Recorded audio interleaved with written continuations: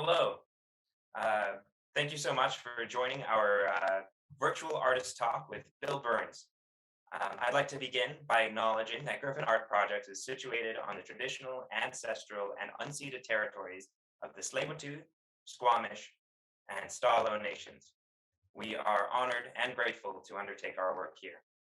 So, my name is Emmett Hanley. I'm the Indigenous Curatorial and Marketing Assistant here at Griffin.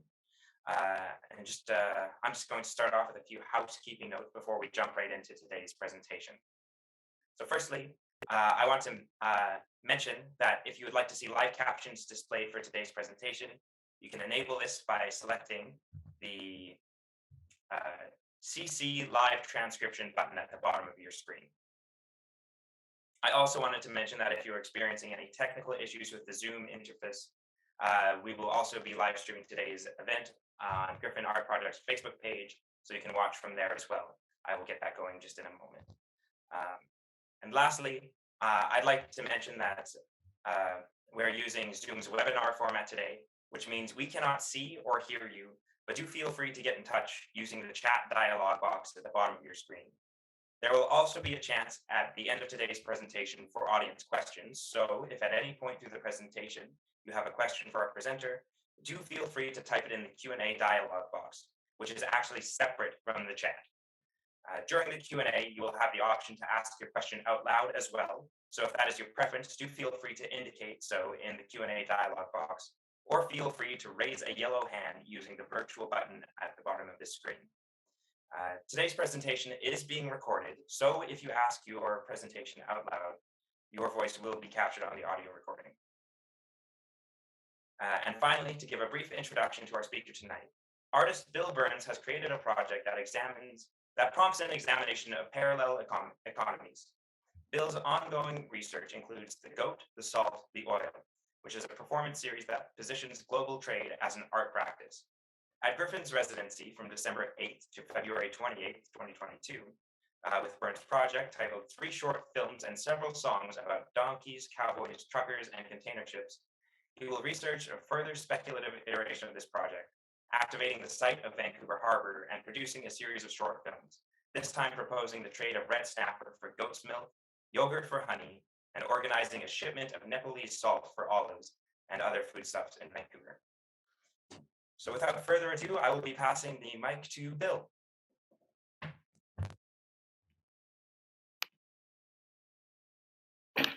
Thanks very much, Emmett. So, and thank you, whoever's out there, for coming tonight. I really want to thank the Griffin Arts Projects for hosting me here. It's been a very wonderful and productive time, and thank you to Lisa for support as well. So it's been really excellent. So tonight I'm going to show some pictures of what I've been doing, a little bit what I've been doing leading up to this part of my project, which Emmett called the Goat, the Salt, the Oil, and also goes by a number of other names, including Donkeys and Great Trading Project. I think what I'll start with is I'll show a video. It's 5 minutes long about a performance. It's kind of a documentary video of a performance in Toronto that took place in October 2021, and it is in a location called the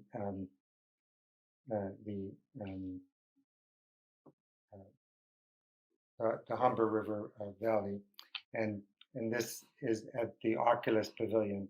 So I'll try and look for that my Zoom link here, and try and find that. So I'm going to share screen. Emmett, Could you allow me to share the screen, please?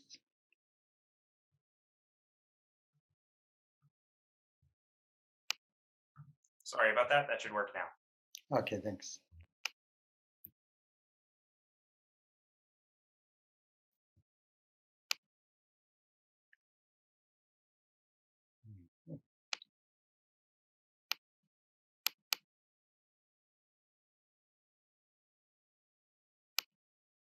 So, can you see this, Emmett?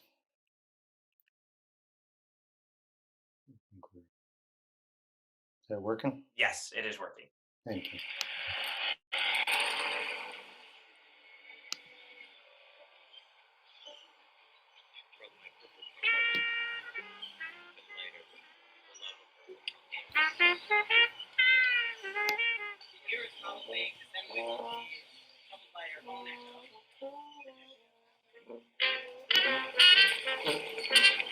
Protection are fixed to their starting position.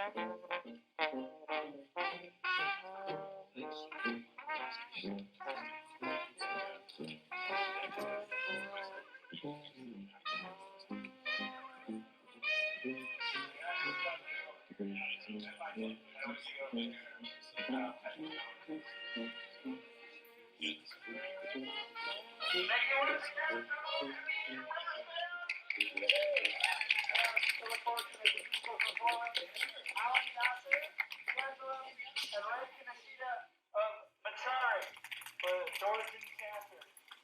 Apple Inc., Saudi Arabian Oil Co., Microsoft Corporation, and Amazon.com Inc., Alphabet Inc., Tencent Holdings Limited, Tesla Inc., and Facebook Incorporation, Alibaba Group Holding Limited, Taiwan Semiconductor Manufacturing Company Limited, and Berkshire Hathaway Inc., Samsung Electronics Company Limited, J.P. Morgan Chase & Co., and Johnson & Johnson.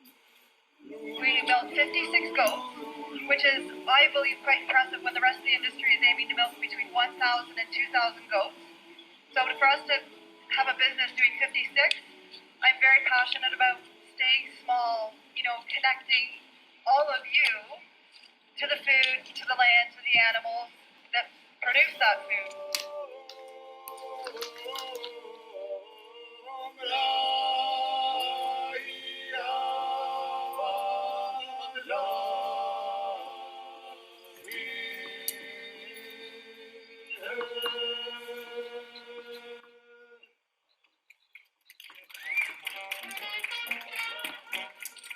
So this is the uncapping of the comb.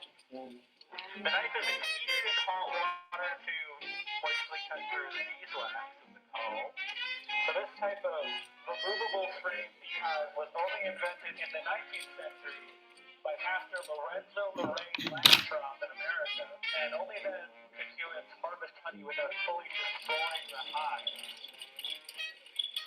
The time has come, Bill is ready to combine the milk, the salt, and the honey.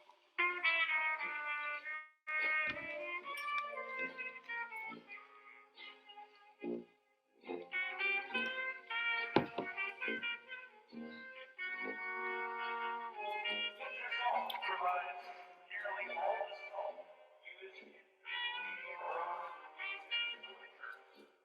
Coast to coast, all that salt in the road, all mine.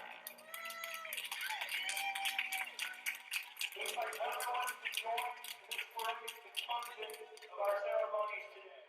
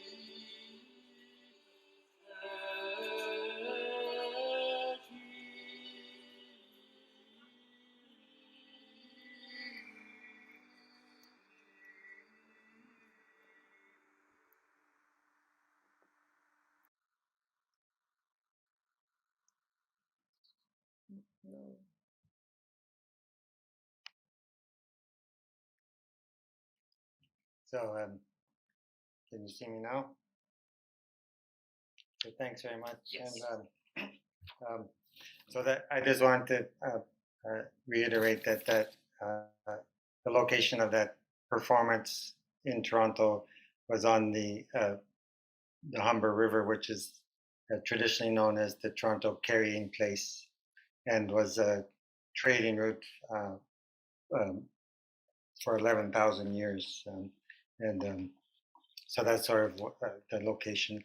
And then the other positioning was the Oculus Pavilion is a modernist building that was built in 1958, and that kind of positioning of modern architecture and kind of was part of the part of the project that I think gives it some certain kind of resonance for me. So I'm going to show some pictures of a few transactions that I've started working on in Vancouver, and they were just mostly visiting farmers at the farmers market at the Riley Park Farmers Market, and so I think I'll show a few pictures from that, and I'm going to share the screen again.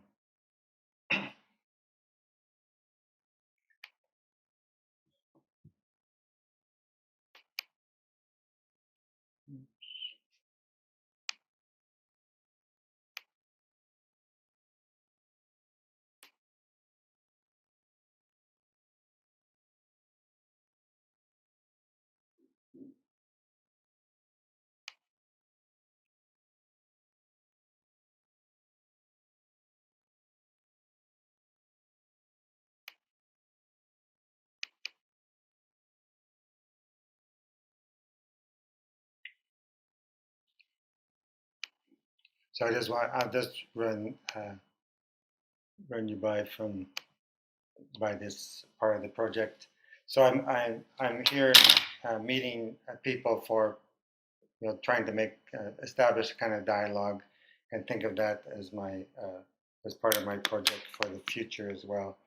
This is Abdul, who runs BC Garlic out of and sells at the Riley Park Farmers Market, and we made a transaction, a trade of my olive oil, which I have procured from the kind of family, through a family connection, through an organization called Zatoun, which is Palestinian olive oil, and so I made a trade for that, and this Tesla Farms and I made a trade.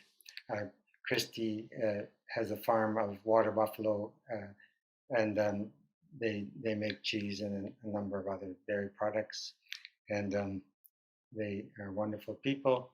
And we traded some cheese for some olive oil. So again, and I'm trying to meet people, and I'm finding food is to be an excellent way to meet people. Mark and I made a trade for olive oil and some Gouda, and Stephanie at Wild Foraged, which is from Bowen Island, traded me some hedgehog mushrooms and some yellow-footed chanterelles, and those were absolutely delicious. So that's sort of my foray into trading at the moment in Vancouver. But this is like I consider my project to be a kind of 5-year performance, and the pandemic may have made it a little bit longer. But I've been doing a few projects that have taken fairly long time to kind of establish relations. So I have some relationships with wool producers in Argentina and some apple orchardists and honey producers in Switzerland. I'll show a few pictures of a couple of those projects as we go along.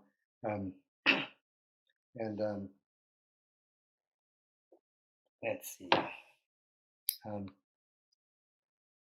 So at the end of showing a few pictures, I'm going to also show the Super 8 film that I produced here. At least I have a version of it.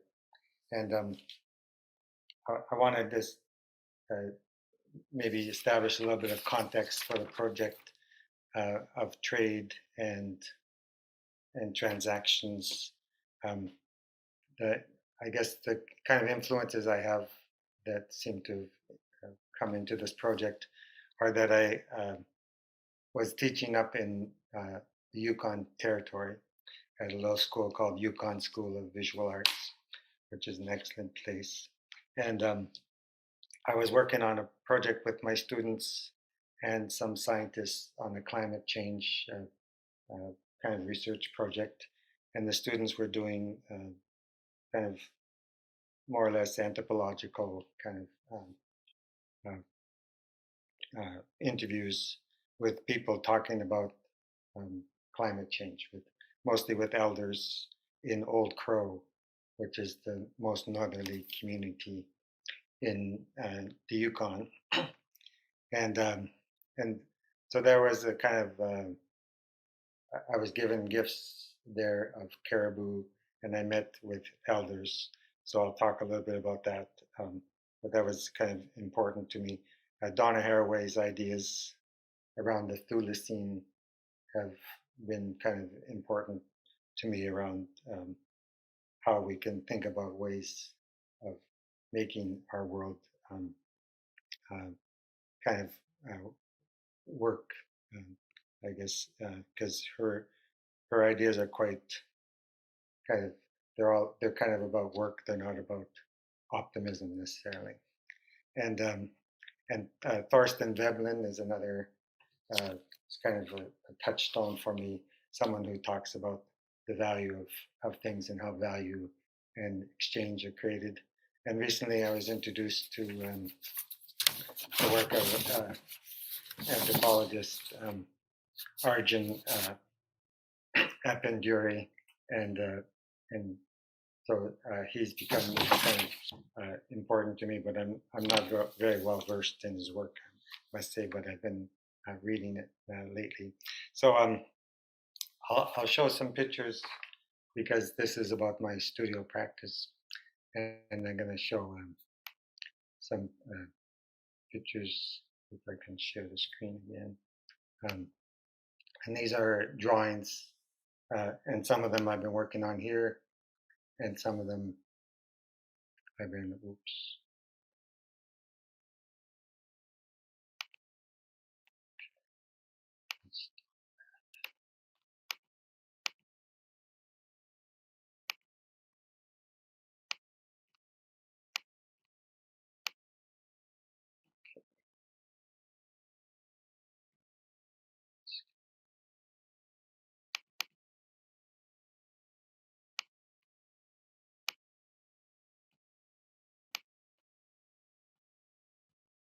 Okay.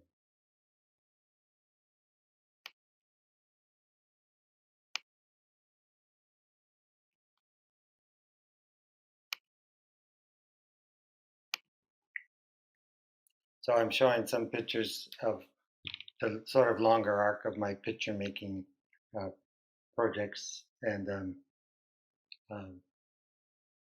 yeah. So this is a letterpress print I made, a series of letterpress prints, and they kind of explain parts of the project. And whilst I'm here, I've been making a binder book project, kind of a bespoke book that's an edition of a short edition of 15 or 20, and I might show that as we go along. And this is an earlier version of a project I did in Switzerland, where I took the donkey um, loaded with salt up the mountain, and on the way up, I traded some apples for salt, and then at the top, I traded some of the apples um, for honey, and at the summit we ate some apples and honey, and with a pinch of salt. And so I've been doing drawings about this project. So these are part of those influences. So maybe I'll just briefly talk about my influences from the north in relation to this project. I met, there were a few things, my interactions with elders made me start to think that the way we talk about and the way I sort of envisaged the world was not the same as the way they did, and I kind of was very interested in this kind of issue when I was first arrived in Old Crow. I was given a large gift of caribou meat, and it gave me purpose for the next few days while I had my students were all working and I was cooking, but what I realized talking to the people there was that that there was a combination. The river was breaking up at that time. It was April, and the and also the caribou were coming through, and so I started to think this migration, the way the kind of worldview of the people there was, for me, it was a kind of I was looking at it kind of in terms of geography, and the space was about geography, but it seemed that I wasn't getting the picture at all, or all of the picture, and that there was a kind of temporal and space as well, and also a kind of historical space that I felt really kind of that it was a big event for me, anyways. That this idea that the river and the caribou were at once, they were friends, they were things, they were food, they were ancestors, they were beings. They had a lot of qualities that we don't usually associate with locations or animals. So those were like kind of important discovery for myself, and so I started thinking of those kind of relations. I also met a young traveler from Japan, and he was cycling around the Arctic. So he was coming now.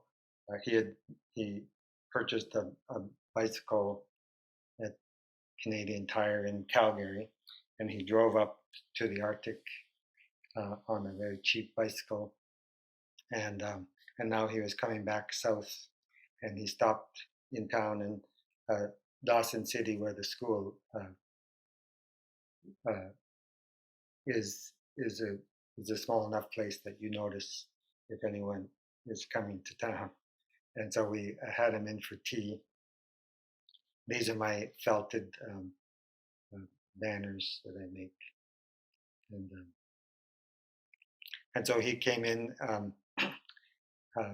and we had and he had a gift of whale blubber that he brought from the north, and we had gifts of tea and a bit of chocolate, and my colleague put him up for the night. but those were kind of like just kind of things that sort of touched me about what transactions could be and what they could mean. So it kind of changed some of my perspective of what of what our relations are. Now maybe I'll just mention that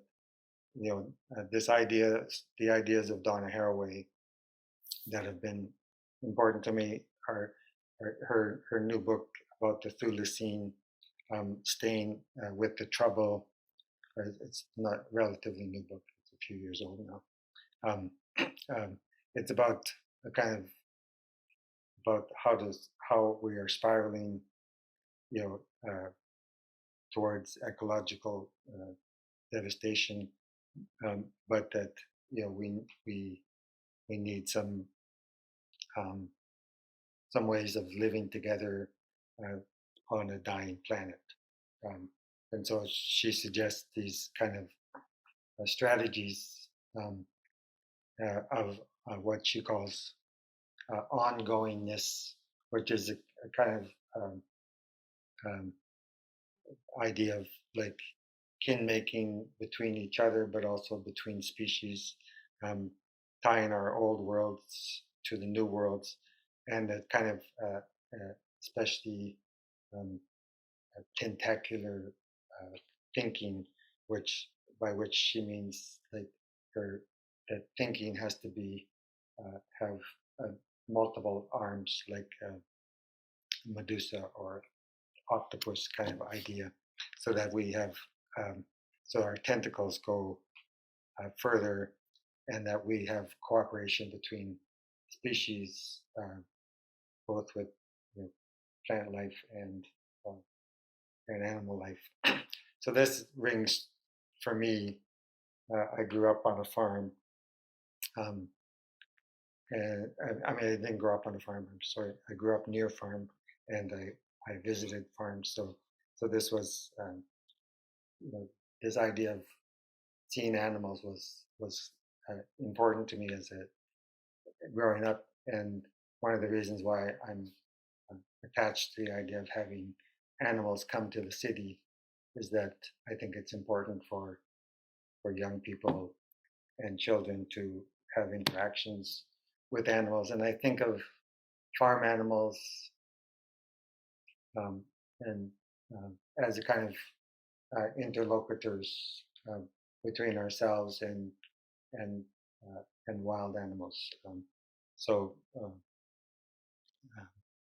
so that and then Haraway ends her book with this idea of kind of a fabulation, and I think of some of my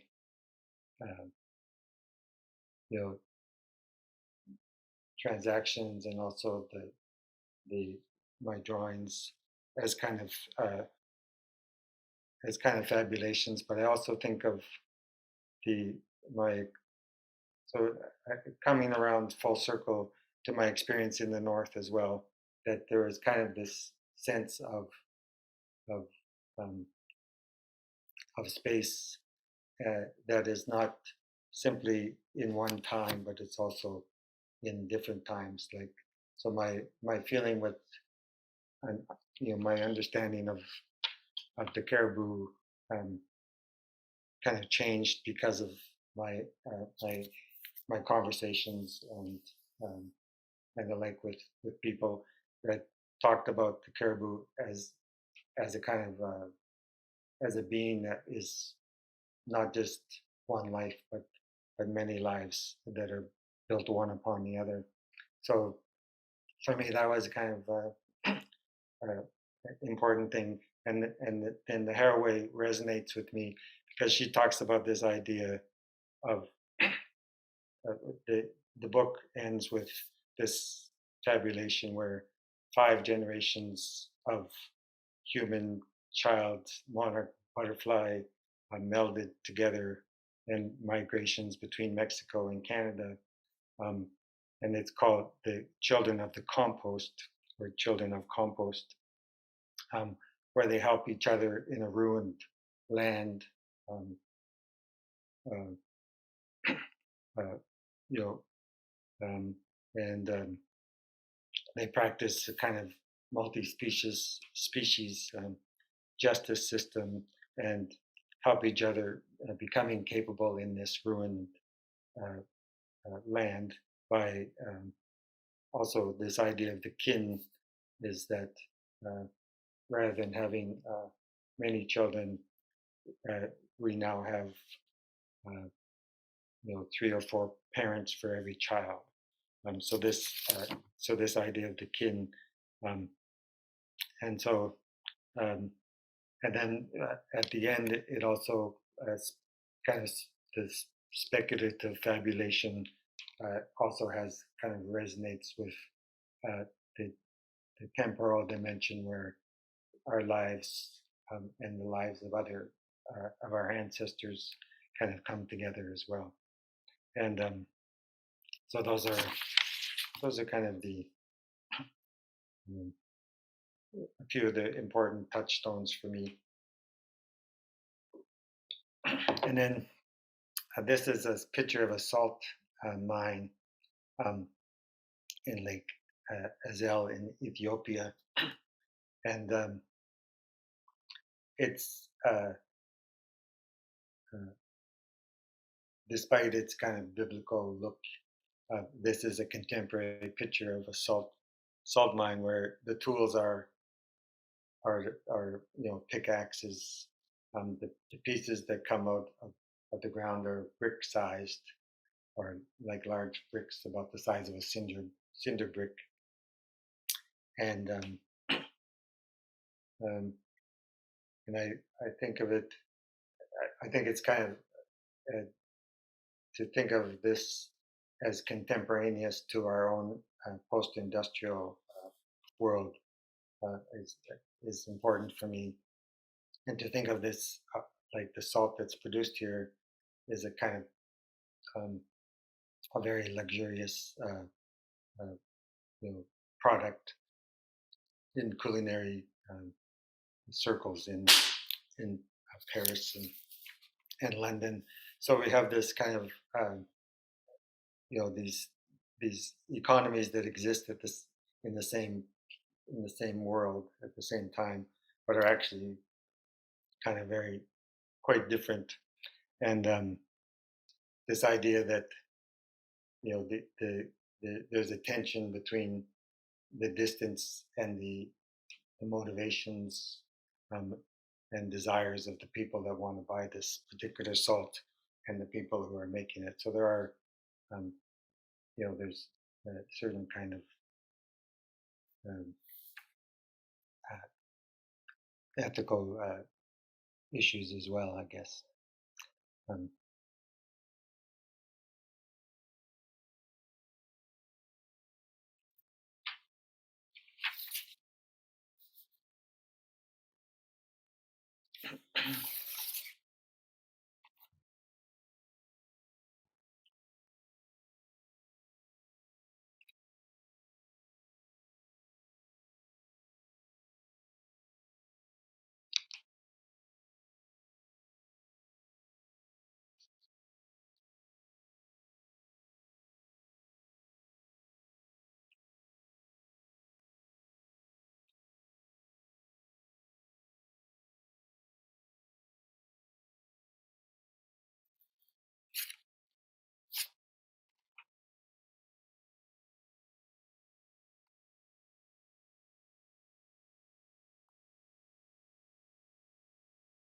So these are some of the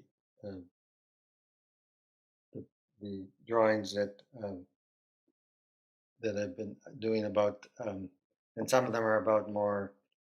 I call them. Some of them are documents, and others are pre-documents. The pre-documents being about events that have yet to occur, and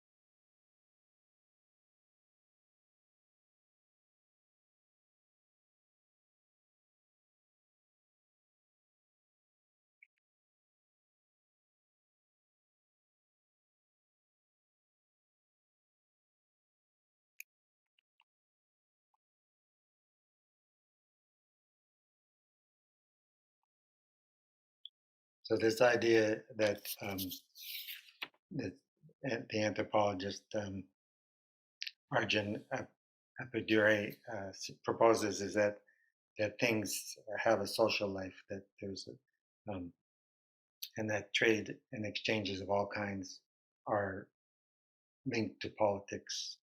And by politics, he really means, very broadly speaking, politics, the kind of interactions between people, which and the idea that interactions between people become more and more difficult and attenuated the more distance there is. So distance geographically, and also contextually, maybe like through class as well. So transactions are always in a kind of flux and tension. So those are, for me, doing a project about trade is important, to think about those things. Um, the container ships in Vancouver and other ports are mostly, the ones here are 300-meter ships, but now the new the new range is 400-meter ships. The 400-meter ships carry 24,000 containers, and the 300-meter ones carry about, I think, 12 to 14,000 containers, so they're quite large. And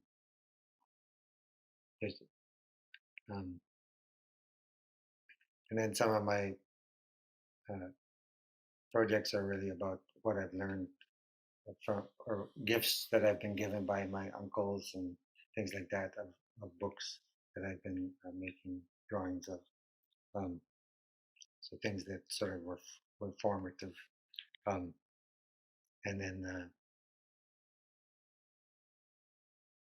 again, the idea that our, we have pre-industrial world and post-industrial world and industrial world all working at the same time is kind of something that I think is important to consider.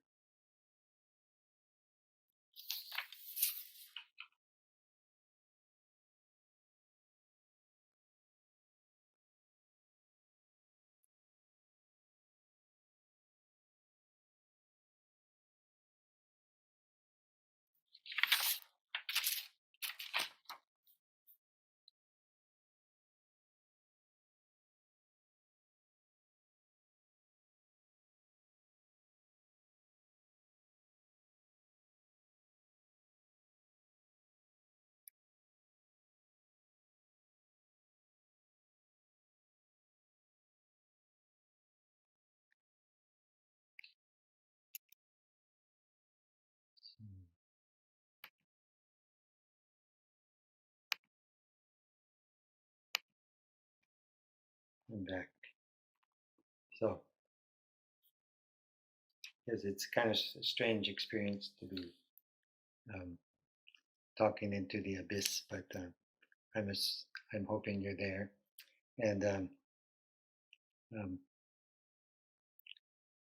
where's my list? So I also have been making some few pictures that I want to show you, which are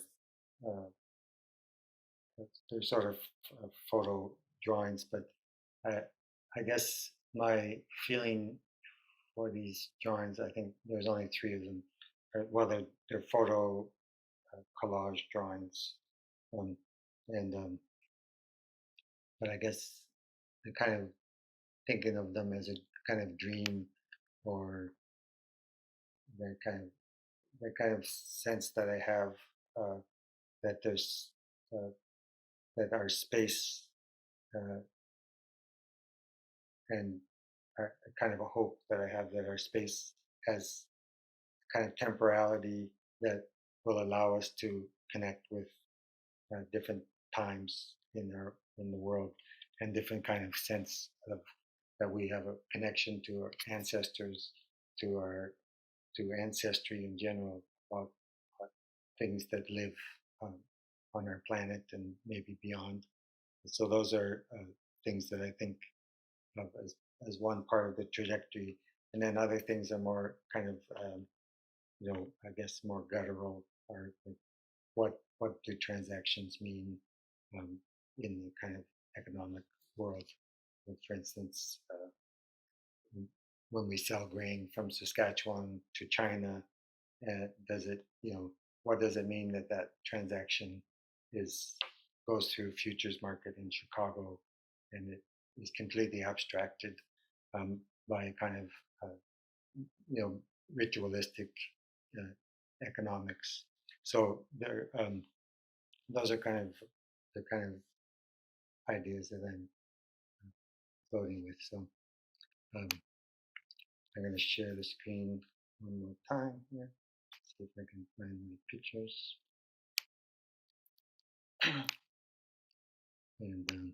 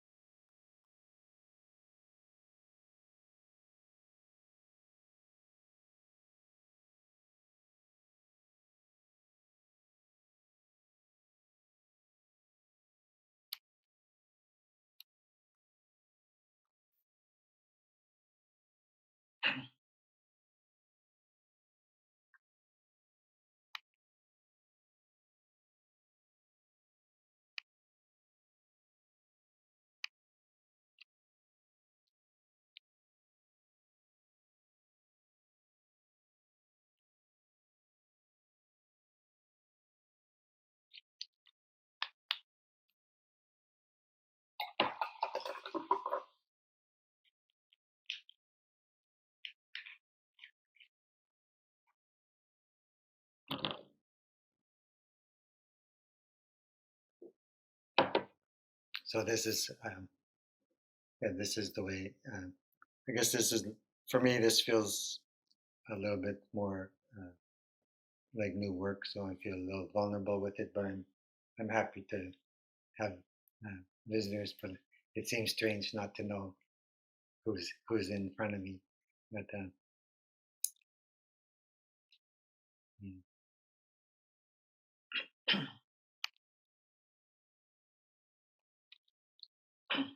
and I think uh, we'll have time for some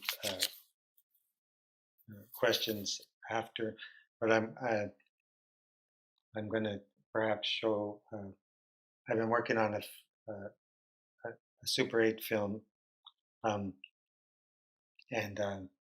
it has a original music, which you heard some of from the Georgian chanters. A Georgian chant is a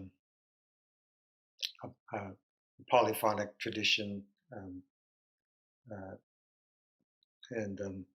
not to be confused with Gregorian chant, which is not a polyphonic tradition. And it originates in Palestine, but comes to Georgia in about the 3rd century AD, and it's in the Georgian language in general. But the octave range is unusual, unusually tight, about a 1.5 octave range, and it's compared to 3.5 octave range of typical choral music, for instance. So just to give you an idea of the Georgian chant. But I'm going to show this film, which I guess for me has, if you're familiar with Jonas Mekas, the filmmaker who made a lot of diuretic films, diary style films. So I think that he's a kind of somebody who I look to, and so this is no one's seen this film before, so and I'm going to show it to you. Just myself and Heather, my editor, have seen it before, and let's start share.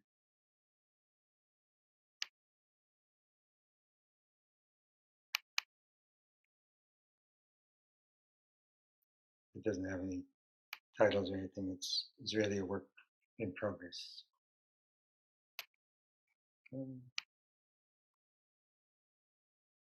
Apple Inc., Saudi Arabian Oil Co., Microsoft Corporation, and Amazon.com Inc., Alphabet Inc., Tencent Holdings Limited, Tesla Inc., and Facebook Incorporation. Alibaba Group Holding Limited, Taiwan Semiconductor Manufacturing Company Limited, and Berkshire Hathaway Inc., Samsung Electronics Company Limited, J.P. Morgan Chase & Co., and Johnson & Johnson.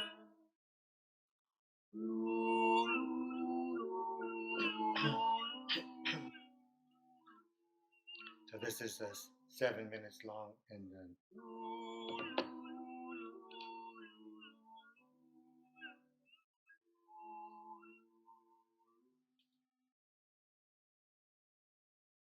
Walmart Inc., Weichao Moutai Co. Limited, Visa Incorporation, and Procter & Gamble Co. United Health Group Incorporated, Nestle S.A., MasterCard Inc., and NVIDIA Corporation. Walt Disney Co., Roche Holding Aktiengesellschaft, and LVMH Moet Hennessy Louis Vuitton SE. Home Depot Inc., Bank of America Corporation, and Industrial and Commercial Bank of China Limited.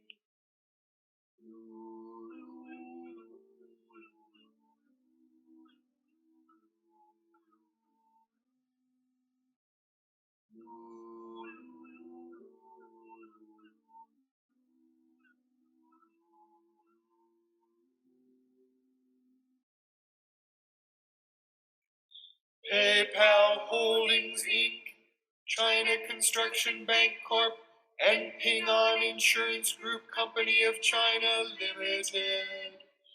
Verizon Communications, Intel Corporation, Meituan, Comcast Corporation, and Nike Inc. ASML Holding NV, Netflix Inc., Adobe Inc., Novartis AG, and Merck & Co. Inc. Coca-Cola Co., Toyota Motor Corporation, AT&T Inc., Pfizer Inc., and ExxonMobil Corporation.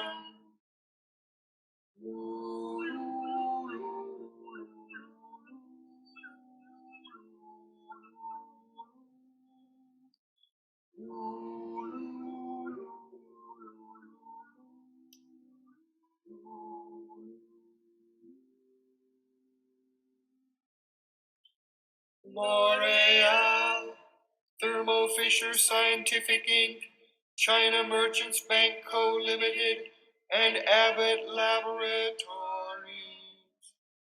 PepsiCo Inc., AbbVie Inc., Salesforce.com Inc., and Cisco Systems Incorporated. BHP Group Limited, Eli Lilly and Company, Oracle Corporation, Broadcom Inc., and Process NV.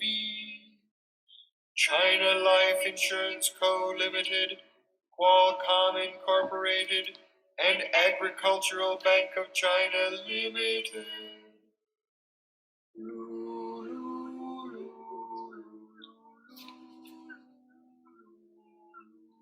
So the libretto is based on the Fortune list of the largest corporations in the world, and Alan Gasser wrote the original composition. Liang Ye Yibin Company Limited, Chevron Corporation, and Danaher Corporation.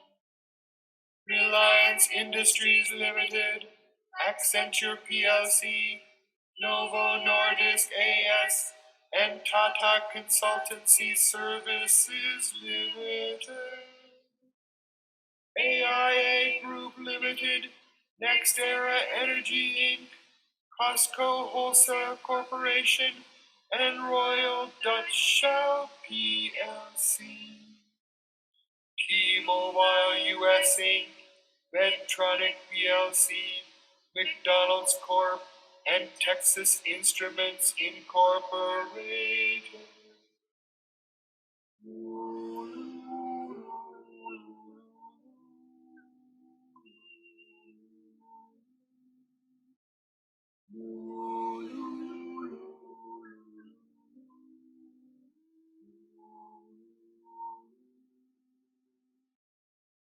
SoftBank Group Corp., Bristol Myers Squibb Company, Rio Tinto Limited, and SAP SE.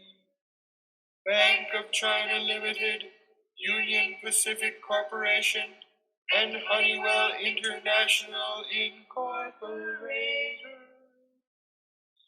Amgen Inc., Shopify Inc., JD.com Inc., and United Parcel Service Inc. Contemporary Amperex Technology Co. Limited, AstraZeneca PLC, Linde PLC, and Anheuser-Busch InBev NV. Citigroup Inc., Keyence Corporation, Wells Fargo and Company, and Lowe's Companies Inc. Philip Morris International Incorporation, Charter Communications Inc., Sony Corporation, and China Mobile Limited.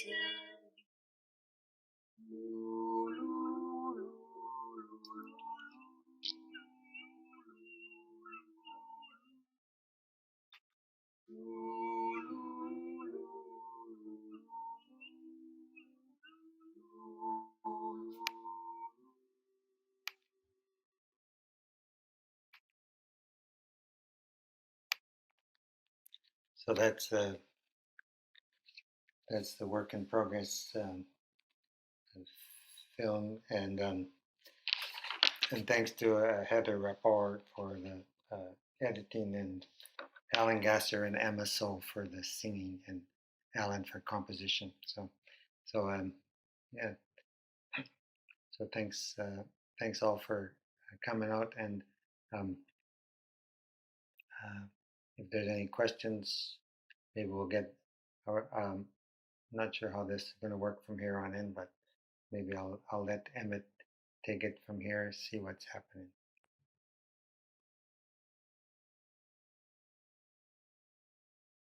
Okay, looks like I'm back. I will, 1 second, I'm just gonna see if I can figure out how to unspotlight you, Bill, so that we can both be up on the screen. There we go. If that worked. Okay, yes.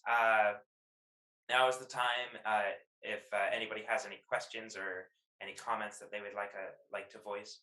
First off, I would like to say thank you very much, Bill, for that presentation. I thought it was very, very insightful and very, very interesting. I personally really, really enjoyed that film. So thank you for sharing it. And the vulnerability of sharing new work, it's very much appreciated. I think we'll start with the couple of questions that we have here in the little Q&A box. The first one is from Anne and Marshall Webb. This says, Bill, you said that your time in the Yukon affected your views. Has your time in Vancouver had any specific effects? Marshall Webb. Well, thanks, Marshall. Well, I think I guess not. I guess I'm not feeling any kind of profound uh, things here that I've gone through like I did, but because that was kind of a special event that happened for me in the Yukon. But on the other hand, I think my curiosity about the way I've looked at the port and at Burrard Inlet and the ships for a long time here, and I think there's a kind of more my gaze is more intense about that. So I think that's maybe something that might lead to something. I hope in the future. But yeah, thanks for that question. Yeah, wonderful. We have another question here from Hank Bull. Hank says, the voices in the Gregorian chant are super tight. Is that a written score? That's a Georgian chant, just which is it has similarities certainly, and the voices are my the way I worked with Alan is I asked him to make a composition based on the my list of the largest corporations in the world from Fortune magazine, and from my understanding is the way the voices work. It's a first of all it's a father and daughter team singing, and I worked with them in the past. So I think if that's what you mean by tight, there's a range, an octave range that is a tight range, which is part of the Georgian chant, and then the kind of the pacing of it is I think it for me it's the way I think they were thinking of the cadence as a kind of way of you would speak is what we talked about, and so that's what Alan worked on. So I think, but anyways, I enjoyed the results quite a bit. So thanks for your question, Hank. Hope I see you soon. Awesome. I did see at one point we had a hand raised in the audience, but I'm not entirely certain who it was. So if you'd like to raise your hand again and you have a question that you'd like to voice out loud, please let me know. We do have a couple more questions in the Q&A here that have just popped up. First off, we have one from Carol Sawyer. She asks, how has the pandemic affected your work? Many of the performances you show are very intimate. Has it been harder to do these kinds of events in the last couple of years? Well, thanks, Carol, and hello. Yeah, I guess it's been harder. I always find it hard to organize something like that. So I think, but I think the intimacy. There are some issues like milking a goat with children in a pandemic is quite a bit of logistics as well as kind of you feel a bit like you have to be careful around that kind of situation. So those were one of my goat milking situations was in Saskatoon where there was at the Reme, and it was difficult to imagine, and also that having masks on, I think we all know makes communication more difficult. So it's been a kind of challenge, but I think I guess that's what we're living with. And but thanks for your question. Yeah, it's not a very beautiful answer, but I will get your tripod back to you soon, Carol. And thank you. Thank you. All right, we have another question here from Carrie Pearl. Hi, Bill. Thanks so much. The new drawings slash photographs are stunning. Thank you for sharing them. And the film is beautiful too, of course. Can you talk a little bit more about the link slash your exploration between the post-industrial economy and earlier economies?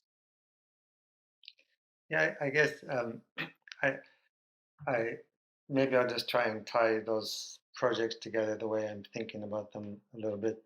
Um, for me, the kind of place, the use of the Super 8 film, the ancient music, um, and and the kind of looking at different uh, you know economies that are pre-industrial and post-industrial at the same time, and even presenting like a digital version of an old film, etc. All these things to me are like ways of positioning all these kind of different economies that are part of our world at the same time, and that I guess thinking of that as a tension, but also I guess in the way that um, Donna Haraway proposes is that those tensions are what we have to work with and to find ways of working together with across fields, you know, anthropology, musicians, artists, scientists, things like that. So those are the kind of things I'm thinking about. Very nice question. Thanks, Carrie. We have a comment here from Ann and Marshall Webb again. Thank you for sharing your presentation, Bill, and it's so great to see your performances, new film, and work. So thank you for saying so again. Yeah. Thanks. Well, yeah. So I have a couple of other questions here that I could also ask you. Well, we are. If anybody else has any more questions, feel free to put them in the Q&A box. One of the things I was particularly wondering was what's spurred your selection of these specific locations to carry out this project? Like, what drew you to those very specific places to carry this out? For me, Yeah. yeah, you're asking me. Yes. Like for instance, the project in Toronto on the river side there. Yeah. So again, I think I was I wanted to find a place that would resonate with ideas of trade and things like that. So in some ways, if you are in an urban place in anywhere in the world, you can throw a stone and find a place that was associated with trade in some ways. But the place I found in Toronto was more like really resonated because it was a very important part of the trade routes from Georgian Bay and Lake Ontario to and beyond to Lake Simcoe and beyond. Um, and so and it was long established and had position in language for millennia. So it resonated, and then the architectural work was also like had made references to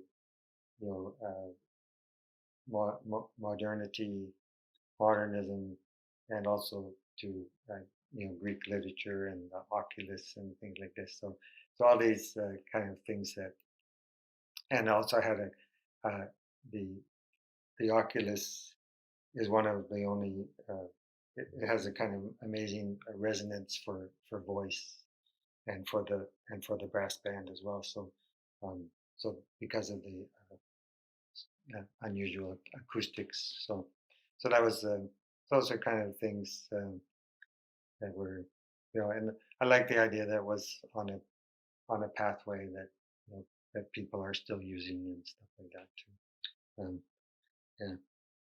Yeah. That's quite interesting. Mm. Yeah, thank you very much.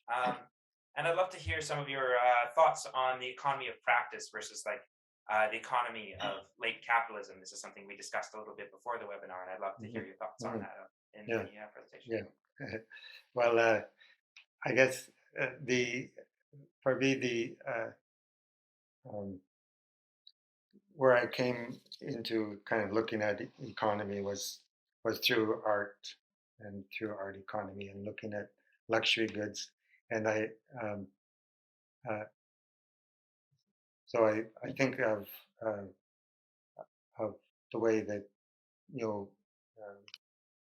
our luxury goods are kind of connected to us, um, and that there's this whole economy around why people want to spend more. So this idea of what Veblen was proposing, that some goods are their their demand increases as their price rises.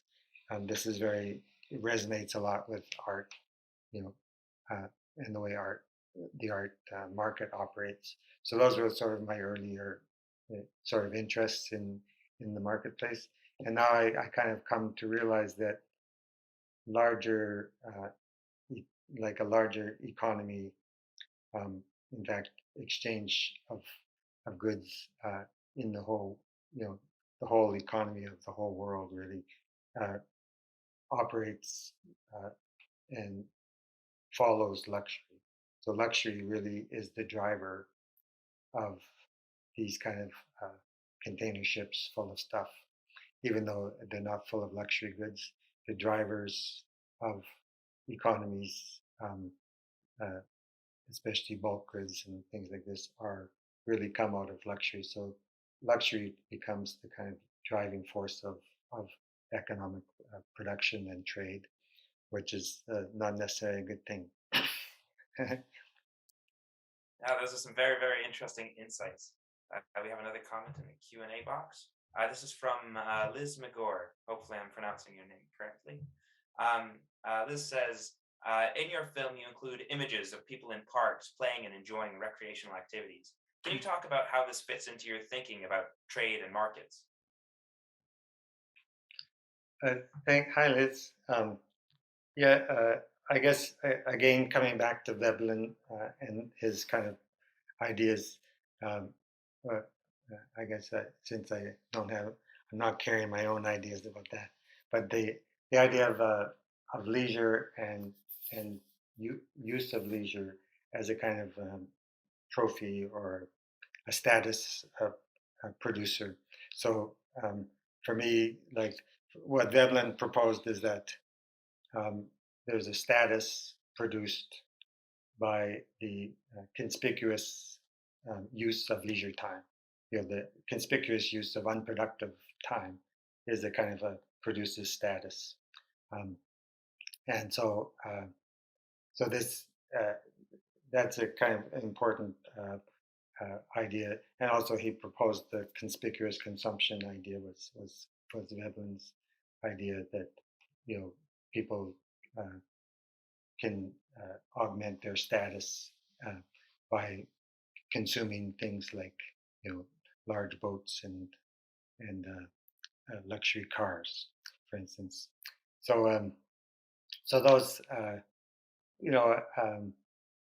I'm not sure if also I like the kind of bucolic idea of lazing around in parks as well and things like that. But this kind of idea that I like, for me, it resonates, this idea that Veblen had, that producing, being unproductive is it's a producer of status. So, I hope that's clear, but may not be. But I actually find that to be a very, very interesting idea. Like, yeah, it really gets my mind going. That's interesting.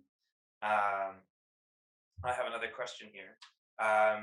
So how did you become drawn to the concept of transaction, like in the first place? Like, what brought your attention artistically to transaction as sort of a thesis statement? Yeah, well, I guess it was my experience up north was really was quite profound, because most of my I've obviously had lots of transactions in my life, um, and I think most of us have.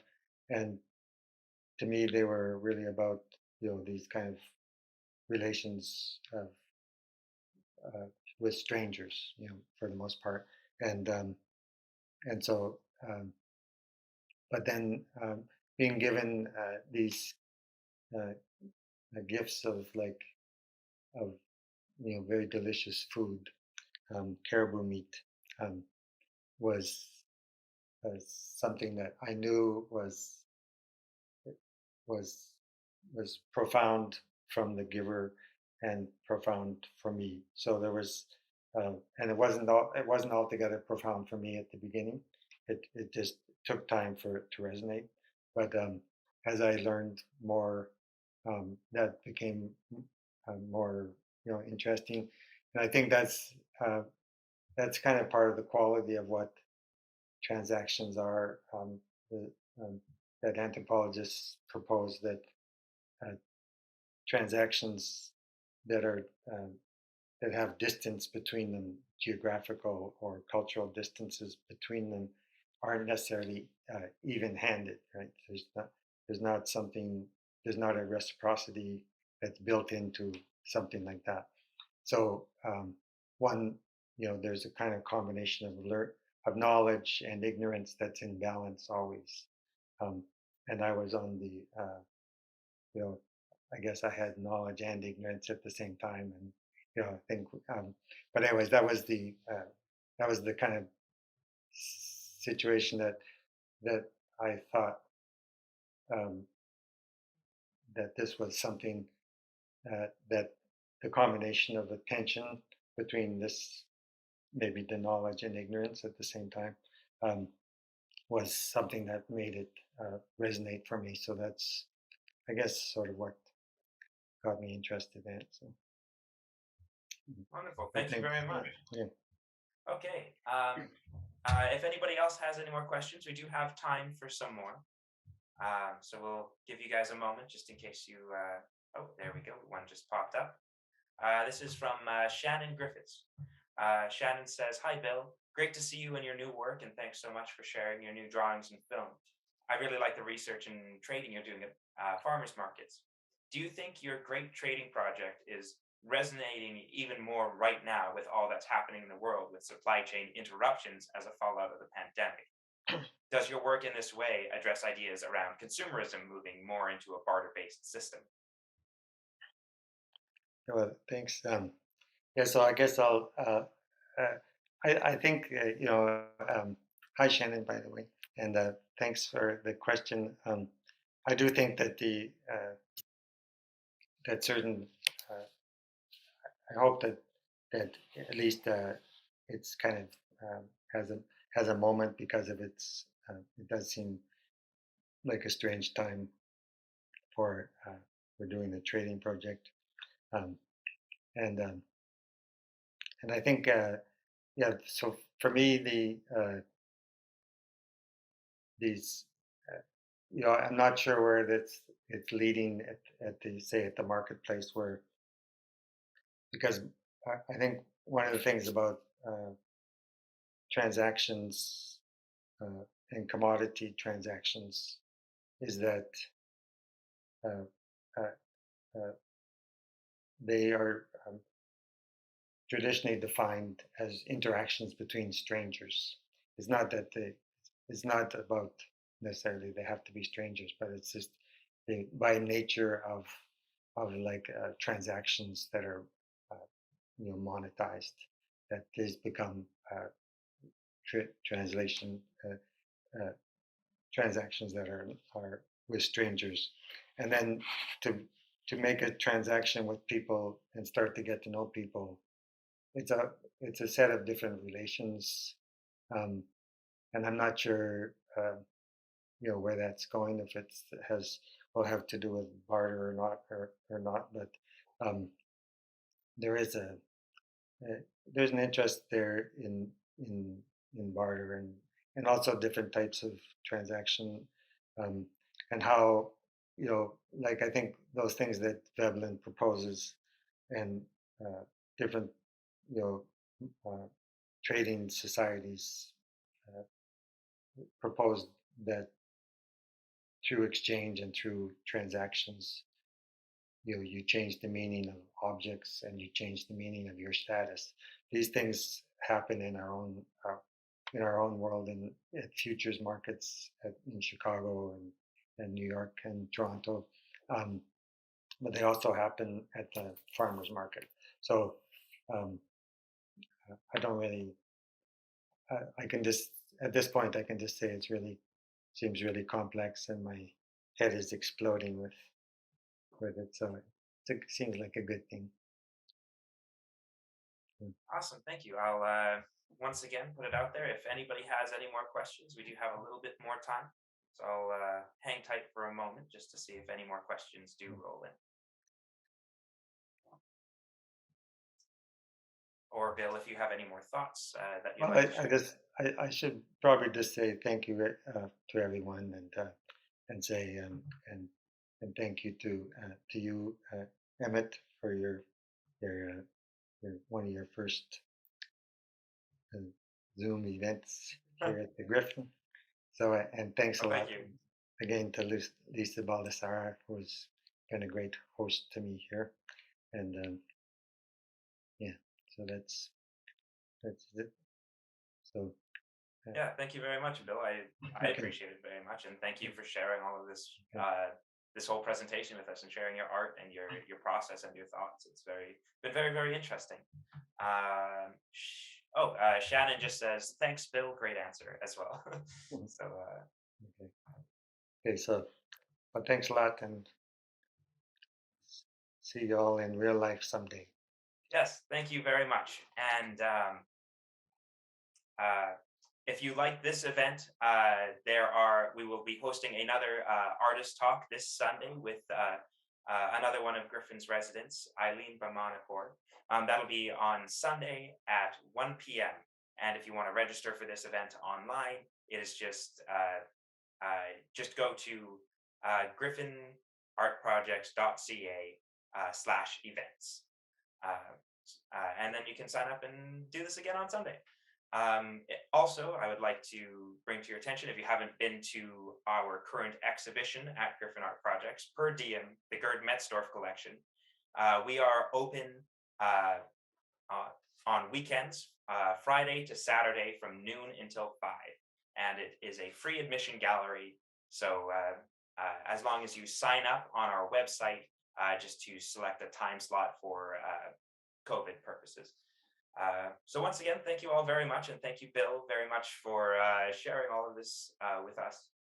And thank you all for coming and taking part in this event. I hope you all have a wonderful night, and we'll see you again soon.